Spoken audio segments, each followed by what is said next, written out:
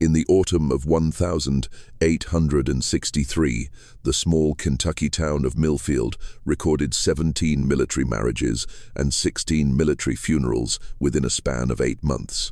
What made these statistics particularly disturbing wasn't just the rapid succession of deaths, but the fact that 15 of those deceased soldiers had all married the same woman. Her name was Constance Grimsley, and by the war's end, local records would show she had buried 7 husbands, collected their military pensions, and somehow managed to maintain the reputation of the most devoted war widow in 3 counties. The official cause of death for each soldier was always the same: complications from war wounds, aided by what the town doctor called battlefield fever. But recently discovered correspondence between Union and Confederate medical officers suggests something far more sinister. Letters found in 1923 during courthouse renovations revealed that both armies had begun investigating the unusual death rate among soldiers stationed in Millfield. The investigation was abruptly terminated when the lead investigator, Chaplain Samuel Rutherford, was found dead in his quarters under circumstances that would later be described as highly suspicious. What authorities discovered in Constance's attic 70 years later would change everything we thought we knew about Civil War-era medicine and raise questions about how many other devoted widows might have been operating similar schemes across the war-torn countryside. Before we continue with the story of Constance Grimsley and her methodical approach to matrimony, I want you to know that this channel is dedicated to bringing you the most chilling and mysterious stories from American history. If you're fascinated by the dark secrets hidden in our past, make sure to subscribe and hit that notification bell so you never miss a story like this one. And I'd love to know where you're listening from. Drop a comment below telling me what state or city you're in and whether your area has any similar mysterious stories from the Civil War era. Now, to truly understand how Constance Grimsley managed to operate her deadly enterprise for so long, we need to examine the unique circumstances that made Millfield the perfect hunting ground for a woman with her particular talents. Millfield, Kentucky, in 1862, was a town caught between 2 worlds. Located just 15 miles from the Tennessee border, it found itself in the precarious position of being a Union stronghold surrounded by Confederate sympathizers. The town's strategic importance lay not in its size. Barely 800 residents called it home, but in its position along a crucial supply route that both armies desperately needed to control. The war had transformed Millfield from a quiet agricultural community into a makeshift medical station. The old Methodist church had been converted into a field hospital, while private homes opened their doors to wounded soldiers who needed extended care. It was into this chaos that Constance Grimsley arrived in the spring of 1862, carrying little more than a carpet bag and a letter of introduction from a Presbyterian minister in Louisville, who praised her Christian devotion to caring for our brave defenders. Constance was, by all accounts, a striking woman of 28, standing tall with auburn hair that caught the light just so. She possessed what the local newspaper would later describe as a countenance both beautiful and filled with Christian sympathy. Her background, as she told it, was tragically romantic. The daughter of a physician who had died in a cholera outbreak, she had spent years caring for her ailing mother before the woman's death left Constance alone in the world with nothing but her medical knowledge and her faith. The townspeople of Millfield embraced her immediately. Mrs. Elenina Hartwell, who ran the boarding house where Constance took rooms, would later recall how the young woman seemed to possess an almost supernatural ability to ease the suffering of wounded soldiers. She had such gentle hands, Mrs. Hartwell told a newspaper reporter years later. The boys would cry out in agony when Doc Patterson tended their wounds, but they'd fall peaceful as babies when Miss Constance worked her healing. What the townspeople didn't know was that Constance had arrived in Millfield with more than just medical knowledge. Hidden in the false bottom of her carpet bag was a small leather journal, its pages filled with meticulous notes written in a cramped, precise hand. The journal contained what appeared to be medical recipes and treatments, but closer examination would later reveal something far more sinister.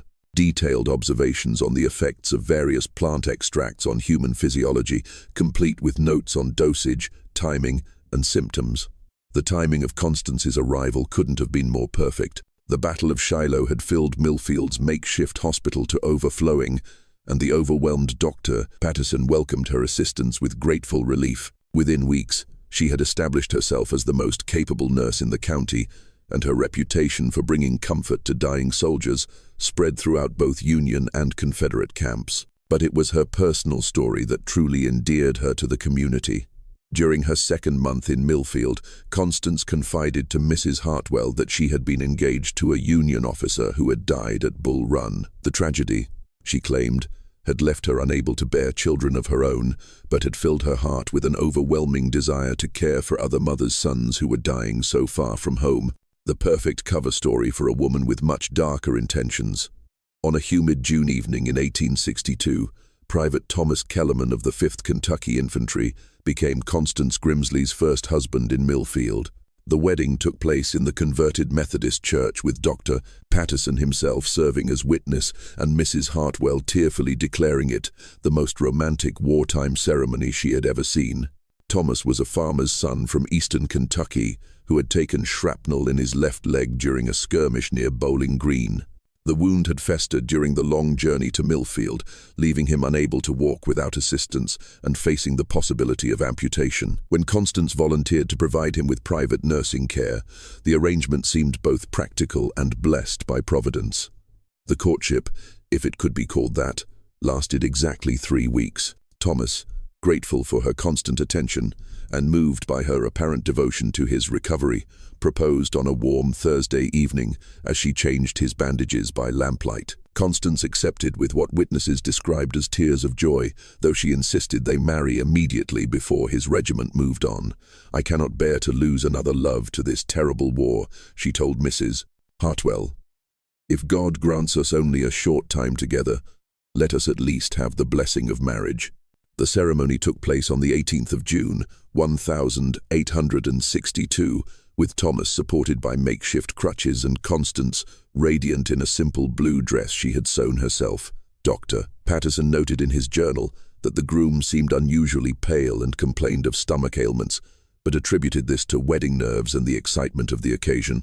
The honeymoon period lasted exactly 4 days. On the morning of the 22nd of June, Mrs. Hartwell found Constance weeping over Thomas's lifeless body. The young soldier had died sometime during the night, apparently from what Dr. Patterson would later diagnose as acute gastric fever brought on by the corruption of his battlefield wound. His final hours had been marked by violent abdominal cramps, profuse sweating, and episodes of delirium during which he repeatedly called out warnings about bitter medicine and the woman with poison hands. Dr. Patterson, overwhelmed with other patients and moved by Constance's apparent grief, conducted only a cursory examination. The symptoms were consistent with septicemia from the leg wound, and Thomas had been receiving various herbal treatments that could have produced gastric distress. More importantly, Constance's grief seemed absolutely genuine. She had to be physically restrained from throwing herself onto the coffin during the burial service.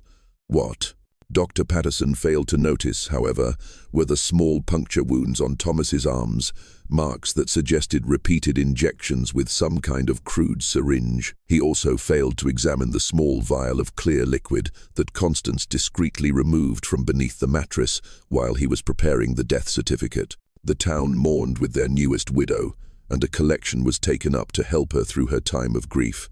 When word arrived 2 weeks later that Thomas's military pension would be paid to his surviving wife, the general consensus was that Providence had provided for the poor woman in her time of need. Constance used a portion of the pension money to purchase a small house on Elm Street, explaining that she needed privacy to properly mourn her husband. She also invested in what she called medical supplies, various herbs, tinctures, and glass vessels that she claimed would help her better serve the wounded soldiers who continued to arrive in Millfield. The house on Elm Street would soon become known throughout the military camps as a place where the most hopeless cases could find comfort and care. Soldiers who were too badly wounded for the main hospital were often brought to Constance's door, where she would provide them with private rooms, nutritious meals, and round-the-clock attention. It was also where she would conduct her next 6 marriages, each ending with the same tragic but unexplained results. By the winter of 1862,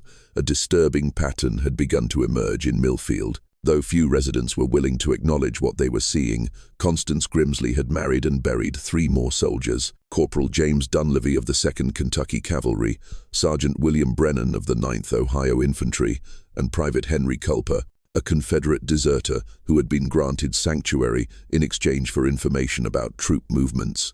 Each marriage had followed the same trajectory: a wounded soldier under Constance's care, a rapid courtship marked by the man's apparent devotion to his nurse, a hastily arranged wedding ceremony, and death within a week of the nuptials. Each death had been attributed to complications from war wounds, and each had left Constance a little wealthier, a little more established in the community, and a little more eager to help the next batch of wounded soldiers who arrived at Millfield's makeshift hospital. Dr. Patterson had begun to harbor private concerns about the pattern, but his worries were easily explained away. The soldiers Constance married were invariably the most severely wounded men under his care, the ones he had privately given up hope of saving. Her willingness to care for them in their final days seemed like Christian charity of the highest order. If they died despite her efforts, well, that was the tragic reality of war. The townspeople had embraced Constance as a local heroine. The newspaper ran a feature story about our Angel of Mercy, praising her selfless dedication to comforting dying soldiers in their final moments. Church ladies competed to bring her casseroles and offer emotional support during her periods of mourning. Veterans who had recovered under her care credited her with saving their lives, though none of them had been sick enough to require marriage as part of their treatment. The military authorities were slower to notice the pattern, largely because the soldiers dying under Constance's care came from different regiments and different armies. A Union corporal's death in July wasn't automatically connected to a Confederate private's death in September, especially when both deaths were attributed to medical causes and certified by a civilian physician. But by December of 1862, certain details had begun to attract attention from an unexpected source. Chaplain Samuel Rutherford, a young Presbyterian minister who served as spiritual counselor to Union forces in the region. Rutherford was 26 years old, a graduate of Princeton Seminary who had volunteered for military service despite having no family connections to the army. He was driven by a deep sense of Christian duty and an analytical mind that had made him an excellent theology student. Those same qualities made him notice things that others had overlooked. The chaplain's concerns began when he was called to perform last rites for Sergeant Brennan. During his final confession, the dying man had made disturbing comments about his wife's medicine and expressed fears that he was being helped along to heaven. Rutherford had initially dismissed this as the delirium of a dying man. But when similar comments were made by Henry Culper 2 months later, he began to pay closer attention. Rutherford started keeping his own informal records of deaths in Millfield, noting not just the official causes, but also the circumstances surrounding each case. What he discovered disturbed him deeply. The soldiers dying under Constance's care were not the most severely wounded men in the hospital. They were often among those with the best chances of recovery. Moreover, their symptoms in their final days consistently included gastric distress, profuse sweating, and periods of delirium that were not typically associated with their original injuries. The chaplain's suspicions crystallized on New Year's Eve 1862 when he was called to the bedside of Private Daniel Hawthorne, Constance's 4th husband. Hawthorne had been wounded in the shoulder during a cavalry skirmish, a painful injury but hardly life-threatening. Under Constance's care, however, he had rapidly deteriorated, developing the same constellation of symptoms that had marked the final days of her previous husbands. As Rutherford administered last rites, Hawthorne grabbed his wrist with surprising strength and whispered words that would haunt the chaplain for the rest of his life.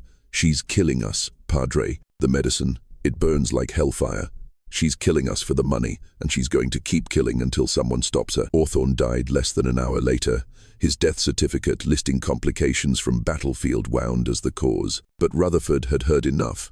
He began conducting his own discreet investigation into the deaths surrounding Constance Grimsley. Unaware that his activities had not gone unnoticed by the woman herself, Chaplain Rutherford's investigation into the deaths surrounding Constance Grimsley required extraordinary discretion. He was, after all, investigating a woman who was considered a local saint, and his accusations would need to be supported by irrefutable evidence.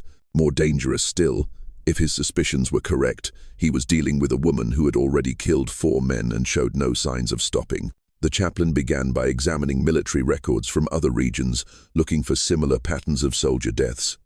What he discovered was both alarming and illuminating. In 3 other Kentucky towns, reports had surfaced of unusually high death rates among soldiers receiving private nursing care from war widows. In each case, the women in question had married multiple soldiers and inherited their military pensions. In each case, the official cause of death had been listed as complications from war wounds. Rutherford's correspondence with military authorities in these other towns revealed additional disturbing details. The women all shared certain characteristics. They were attractive, claimed to have medical training, and had appeared in their respective communities during the early months of the war, carrying letters of introduction from distant ministers.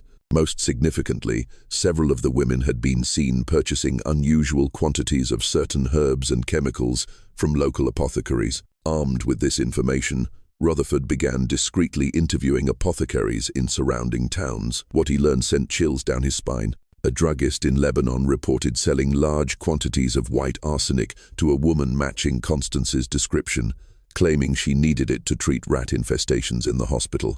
A pharmacist in Springfield had sold her significant amounts of antimony, a substance commonly used in small doses as a medicine, but deadly in larger quantities. Most disturbing of all was his conversation with an elderly herb woman named Granny Fletcher, who lived in the hills outside Millfield. The old woman had been approached by Constance several months earlier, seeking information about natural remedies for helping soldiers pass peacefully. Granny Fletcher had been suspicious of the request and had refused to provide the information, but she remembered Constance asking specifically about plants that could cause symptoms resembling battlefield fever. While Rutherford gathered evidence, Constance was preparing for her 5th marriage.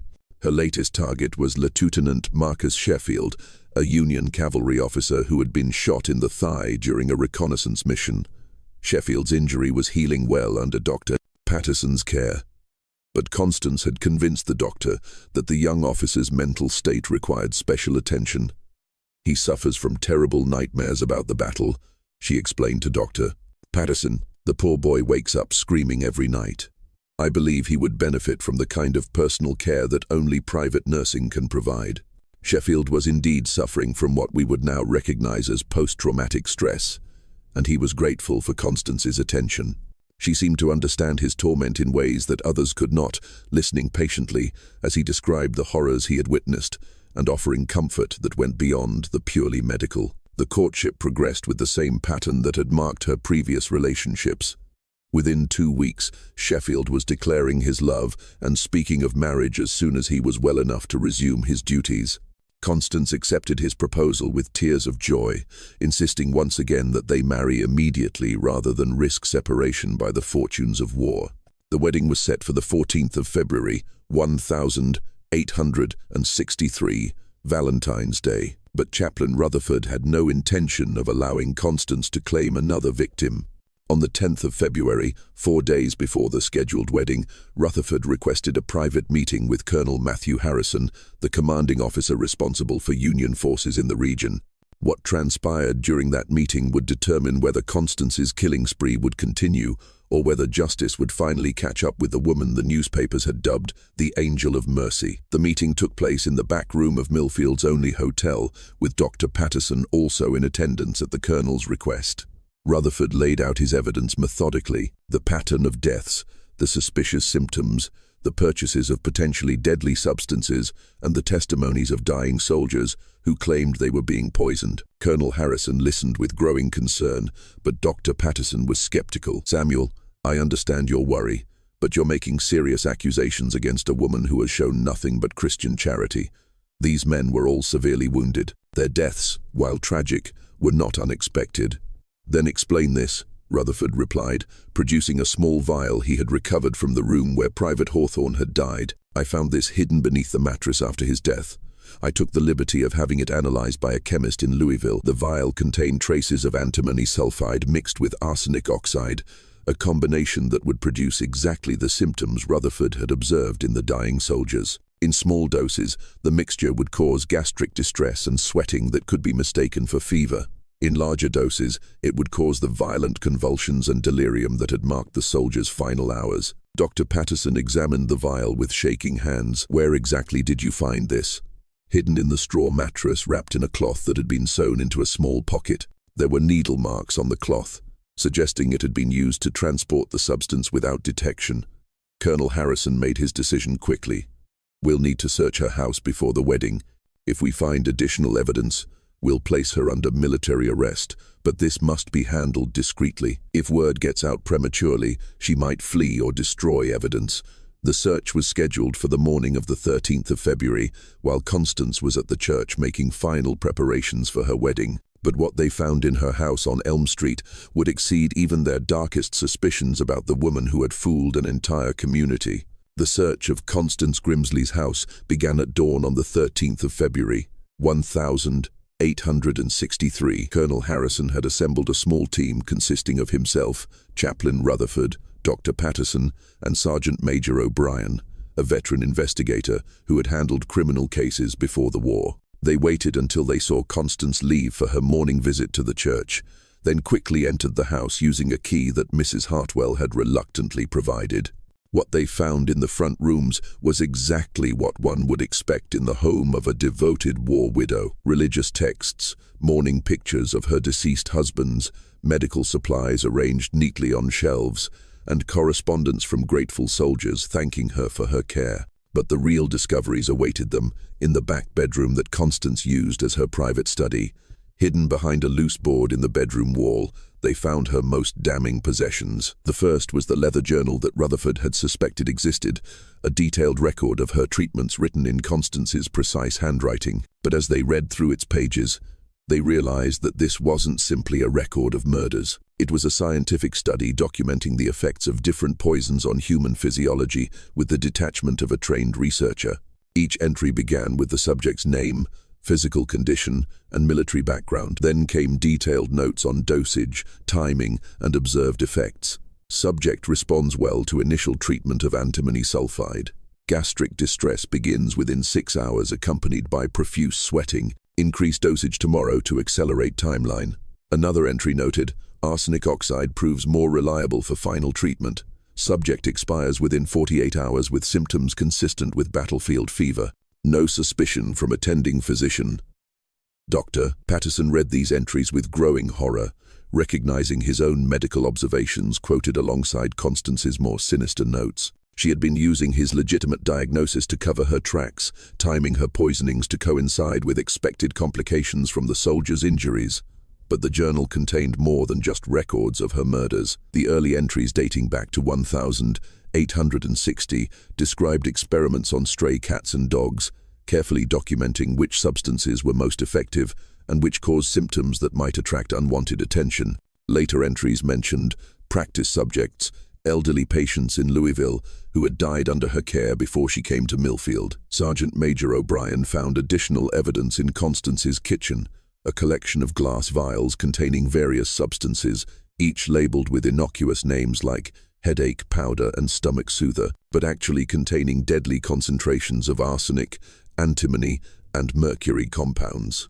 Hidden in a flour canister, they discovered several syringes of different sizes, each with signs of recent use. Perhaps most chilling of all was what they found in her bedroom dresser, a collection of wedding rings and pocket watches taken from her deceased husbands, along with forged documents that would have allowed her to claim military pensions from multiple regiments. She had been planning to expand her operation, moving to different towns and assuming new identities as circumstances required, but it was Chaplain Rutherford who made the most disturbing discovery in a small wooden box hidden beneath Constance's bed.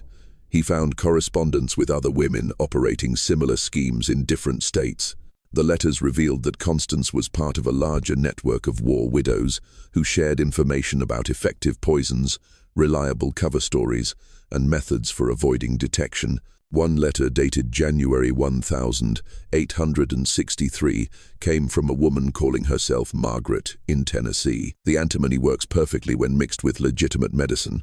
The soldiers actually request their final doses, believing it will ease their pain. I've perfected the timing.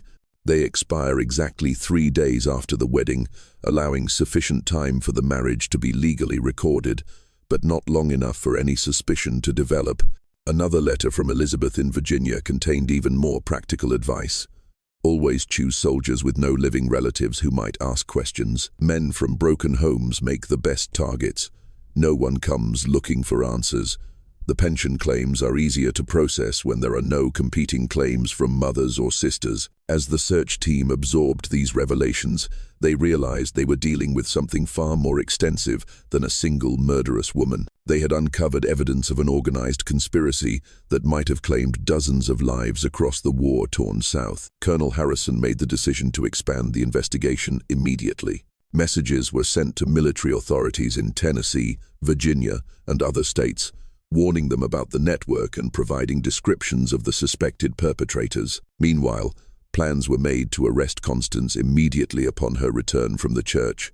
But when the team prepared to leave the house, they discovered that their investigation had not gone unnoticed. Through the front window, they could see Constance standing at the end of Elm Street, apparently in conversation with Mrs. Hardwell.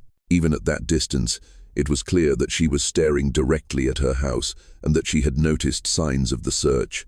As they watched, Constance suddenly turned and began walking rapidly toward the church. But instead of entering the building, she continued past it, heading toward the wooded area that bordered the town cemetery. She was carrying a small bag, and her pace suggested flight rather than a casual stroll. "She knows," Colonel Harrison said grimly. "Sergeant Major, take 2 men and circle around through the cemetery. Chaplain, you and Dr. Patterson, come with me. We'll approach from the main road. She's not going to escape justice, and we can't risk her warning the others in her network." The manhunt for Constance Grimsley was about to begin, but first, they had to find her before she could disappear into the Kentucky wilderness. Or worse still, before she could claim one final victim in the form of Lieutenant Sheffield, who was still waiting at the church for his bride to arrive for their final wedding preparations. Just when we thought we'd seen it all, the horror in Millfield intensifies. If this story is giving you chills, share this video with a friend who loves dark mysteries. Hit that like button to support our content, and don't forget to subscribe to never miss stories like this. Let's discover together what happens next in this twisted tale of murder disguised as mercy. The hunt for Constance Grimsley led the search team through the dense woods behind Millfield Cemetery, where February snow had begun to fall, making tracking both easier and more urgent. Colonel Harrison split his men into 2 groups, one to search the immediate area around the church, and another to pursue Constance into the wilderness, where she appeared to be heading. What they didn't know was that Constance hadn't fled at all. Instead, she had circled back through the woods to the church where Lieutenant Sheffield was waiting for their final wedding rehearsal. If she was going to be exposed, she intended to claim one last victim and collect one last pension before facing the consequences of her actions. Chaplain Rutherford was the first to realize her true destination, the church, he told Colonel Harrison breathlessly as they regrouped after finding no trace of her in the woods. "She's gone back for Sheffield. She knows we're onto her, but she's not going to give up her final prize without a fight." They ran through the snow-covered streets of Millfield, their boots echoing off the frozen ground as they raced to prevent what they now realized was Constance's final planned murder. But when they burst through the doors of the converted Methodist church, they found a scene that would haunt their nightmares for years to come. Lieutenant Sheffield was seated in the front pew, his head tilted back at an unnatural angle, his eyes wide with terror, but already growing dim. Foam flecked the corners of his mouth, and his hands clutched desperately at his throat. Standing beside him, still dressed in her wedding gown, Constance held an empty syringe that dripped with residue from whatever poison she had just administered. "You're too late, gentlemen," she said calmly, her voice carrying the same gentle tone she had used to comfort dying soldiers. "Marcus has just received his final medicine. He'll be at peace within the hour." Dr. Patterson rushed to Sheffield's side, checking his pulse and examining his pupils. "What did you give him?" "Mercury chloride mixed with antimony," Constance replied matter-of-factly. "It works much faster than my usual preparations, though it's messier. I reserved it for special occasions." Colonel Harrison drew his revolver, though he kept it pointed toward the floor. "Constance Grimsley, by the authority of the United States Army, you are under arrest for the murder of Union soldiers and conspiracy to defraud the federal government." Constance laughed, a sound that was somehow more terrifying than any scream. "Murder. I prefer to think of it as mercy. These boys were dying anyway, Colonel. I simply helped them along while ensuring that their sacrifice provided for someone who truly needed the money. Is that so different from what doctors do every day? You killed healthy men, Chaplain Rutherford said, his voice shaking with rage and horror. Sheffield's wound was healing perfectly. He would have lived a full life, would he? Constance challenged. Would any of them? Have you seen what this war does to men's minds? Chaplain, I've watched hundreds of soldiers recover from their physical wounds, only to spend their remaining years haunted by nightmares, unable to hold steady employment, turning to drink to forget what they've seen. I gave them peace, and I gave their widows financial security. Everyone benefited. As she spoke, Sheffield's convulsions intensified, and Dr. Patterson worked frantically to counteract the poison's effects. But even as he forced activated charcoal down the lieutenant's throat and administered what antidotes he had available, it was clear that Constance had calculated her final dosage perfectly. There's something else you should know, Constance continued, her voice taking on an almost conversational tone.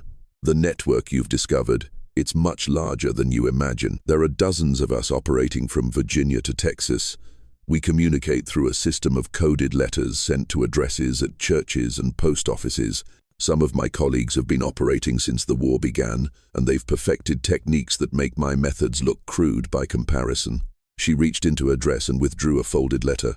This arrived yesterday from my contact in Nashville. She's identified 7 potential targets among the wounded soldiers at the military hospital there. By next month, she'll be a widow 7 times over and several hundred richer. Colonel Harrison snatched the letter from her hands, scanning its contents with growing alarm. The document contained not only detailed plans for multiple murders, but also lists of contacts in other cities, coded phrases for identifying fellow conspirators, and instructions for forging military pension documents. "Why are you telling us this?" he demanded. Constance smiled, and for the first time, her expression revealed the genuine cruelty that had been hidden beneath her facade of Christian charity. "Because you'll never catch them all. The system we've created is too sophisticated, too well hidden. Even if you arrest me, even if you execute me, the network will continue. There are too many desperate women and too many dying soldiers for this to end with my capture."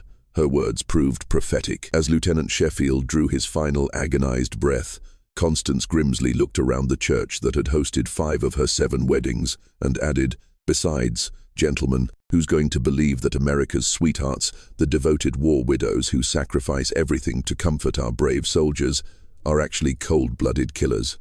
The public will never accept it. You'll be the ones branded as villains for persecuting grieving women." She was right about the public reaction, though wrong about the scope of justice that would eventually follow. But as Colonel Harrison placed shackles on her wrists and prepared to transport her to Louisville for trial, none of them could have predicted the full extent of the conspiracy they had uncovered, or the number of additional victims whose deaths would eventually be linked to the network of women who had turned battlefield medicine into a cover for systematic murder. The trial of Constance Grimsley began in Louisville on the 15th of April, 1863, exactly 1 month after her arrest in Millfield. Despite her prediction that the public would refuse to believe the charges against her, the evidence collected from her house proved overwhelming. The journal detailing her experiments, the correspondence with other conspirators, and the testimony of Chaplain Rutherford and Dr. Patterson painted a picture of calculated evil that shocked even war-hardened observers. Military prosecutors presented evidence linking Constance to the deaths of 7 soldiers in Millfield,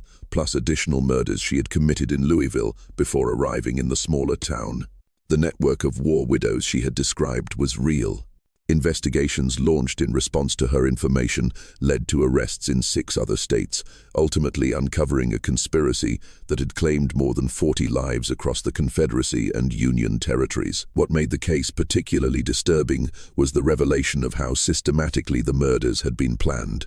The women in the network had developed profiles of ideal victims, soldiers with no living relatives, men suffering from psychological trauma, who were unlikely to be questioned closely by medical authorities, and wounded warriors whose deaths could be easily attributed to complications from their injuries. The trial also revealed the sophisticated methods the conspirators had used to avoid detection. They rotated between different towns, used multiple identities, and carefully timed their operations to coincide with major battles when military record-keeping was at its most chaotic. They had forged relationships with corrupt clerks who would process pension claims without thorough verification, and they had developed a coded correspondence system that allowed them to share information about effective poisons and successful techniques. Dr. Patterson's testimony proved particularly damaging. Under oath, he admitted that he had never conducted thorough post-mortem examinations of the soldiers who died under Constance's care, instead relying on her own reports of their symptoms to determine cause of death. His trust in her apparent medical knowledge and Christian character had made him an unwitting accomplice to multiple murders. But perhaps the most chilling testimony came from Granny Fletcher, the herb woman who had refused to help Constance with her research. Under questioning, she revealed that Constance had asked specifically about plants that would mimic the symptoms of common battlefield ailments. The old woman had been disturbed by the request and had warned several other herb gatherers in the region to be suspicious of any woman asking similar questions. The defense attempted to argue that Constance had been driven to her actions by the trauma of losing her own fiancé at Bull Run, claiming that grief and a misguided desire to help suffering soldiers had led her to mercy killing rather than murder for profit. However, the prosecution's presentation of her detailed financial records and the evidence of premeditation made this argument untenable. On the 18th of June, 1863, exactly 1 year after her first marriage in Millfield, Constance Grimsley was found guilty on 7 counts of murder and conspiracy to defraud the United States government. The military tribunal sentenced her to death by hanging, making her one of the few women executed for war crimes during the Civil War era. Her final statement delivered from the scaffold on the 4th of July, 1863 provided no remorse or explanation that satisfied those who had followed her case. "I regret that my methods were discovered," she said simply, "but I do not regret providing peace to men who would have suffered far more if left to live with their wounds and their memories. History will judge whether my mercy was more cruel than your justice." The broader investigation into the war widow conspiracy continued throughout 1863 and into 1864. Military authorities ultimately identified 16 women operating in the network, though only 8 were successfully apprehended and tried. The others had disappeared into the chaos of wartime America, presumably continuing their operations under new identities. The most disturbing aspect of the investigation was the discovery that the conspiracy had been operating much longer than initially believed. Evidence found in Constance's correspondence suggested that similar networks had been active during the Mexican-American War and possibly earlier conflicts, indicating that the systematic murder of wounded soldiers for financial gain had been a hidden feature of American military history for decades. The impact on Millfield was profound and lasting. Dr. Patterson, overwhelmed by guilt over his role in enabling the murders, left his practice and moved west, unable to continue practicing medicine, knowing how his trust had been exploited. Mrs. Hartwell closed her boarding house and moved in with relatives in Ohio, claiming she could no longer sleep in the building where Constance had planned her crimes. The Methodist Church, where 5 of the murders had been planned and 1 had been committed, was abandoned by the congregation, who felt the building had been too thoroughly corrupted to serve as a house of worship.